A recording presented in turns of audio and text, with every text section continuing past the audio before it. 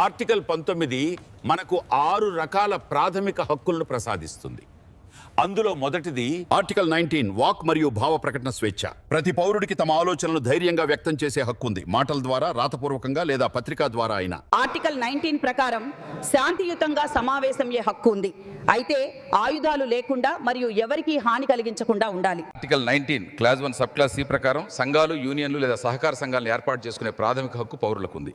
దీనిపై చట్టబద్ధమైన పరిమితులు వర్తిస్తాయి. భారత రాజ్యాంగం ఆర్టికల్ 19 క్లాస్ 1 క్లాస్ డి ప్రకారం భారతదేశం అంతటా స్వేచ్ఛగా సంచరించే హక్కును హామీ ఇస్తుంది. ఆర్టికల్ 19 క్లాస్ 1 సబ్ క్లాస్ ఈ ప్రకారం ప్రతి పౌరుడికి దేశంలో ఎక్కడైనా నివసించే మరియు స్థిరపడే హక్కు ఉంది. ఈ కేసులో ఆ హక్కును ఈ కోర్టు సమర్థించాలి. Article 19 clause 1 sub clause G ప్రకారం ప్రతి పౌరుడికి నచ్చిన చట్టబద్ధమైన వృత్తిని లేదా వ్యాపారాన్ని స్వేచ్ఛగా ఎంచుకునే హక్కు ఉంది.